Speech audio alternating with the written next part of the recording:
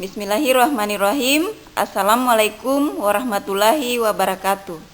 Berjumpa kembali di Prakarya dan Kewirausahaan dengan materi perancangan dan produksi kerajinan untuk pasar lokal.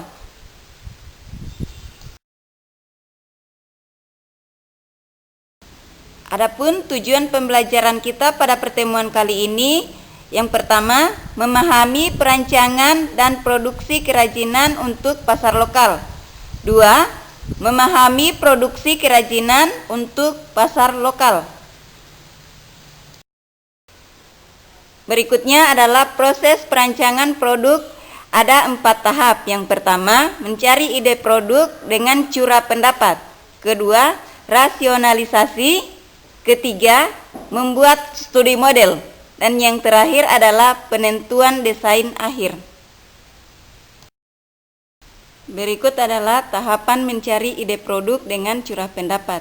Pertama, pada proses brainstorming, setiap anggota kelompok harus membebaskan diri untuk menghasilkan ide-ide yang beragam dan sebanyak-banyaknya.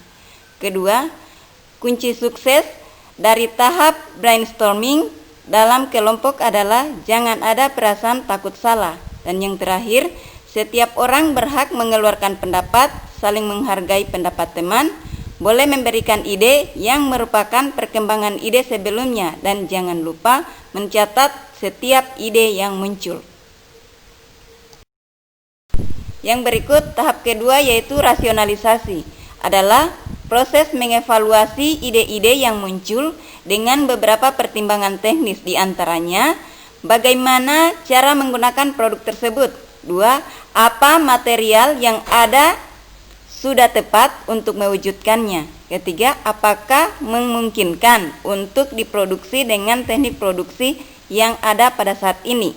Dan yang terakhir, bagaimana proporsi dan ukuran yang sesuai untuk produk tersebut agar mudah digunakan oleh manusia. Yang ketiga adalah membuat studi model. Studi model dapat dilakukan dengan material sebenarnya maupun bukan material sebenarnya. Material sebenarnya adalah material yang akan digunakan pada produksi kerajinan. Produksi kerajinan yang akan dibuat adalah 3 dimensi, yaitu alat bantu yang dapat digunakan dalam pembuatan studi model, diantaranya gunting, lem, selotip atau alat pemotong, dan bahan perekat.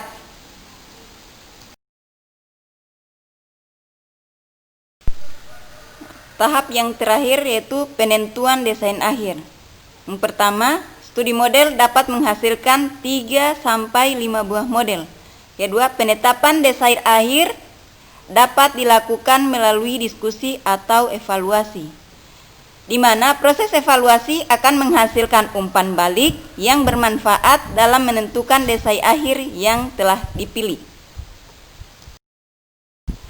Selanjutnya, tahapan-tahapan produksi kerajinan untuk pasar lokal.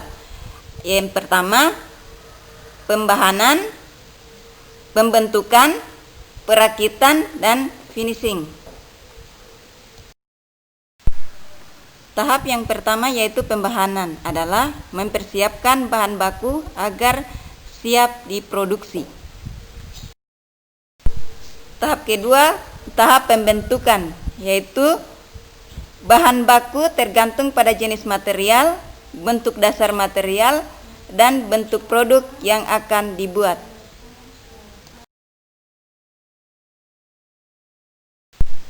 Kelompok material dapat dibedakan menjadi 2. Yang pertama, material solid, contohnya logam, kaca, plastik, dan kayu. Proses pembuatannya dengan cara dipotong, dipahat, disusun, dan direkatkan.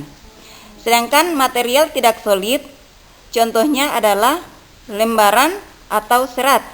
Cara pembuatannya digunting, dianyam, dirangkai, dan direkatkan.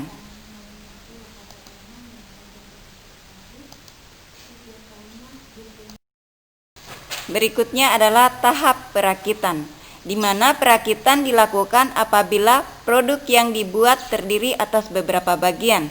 Cara pembuatannya, perakitan dapat memanfaatkan bahan pendukung seperti lem, paku, benang, tali, atau teknik sambungan tertentu. Yang terakhir adalah tahap finishing, yaitu dapat berupa penghalusan dan atau pelapisan permukaan.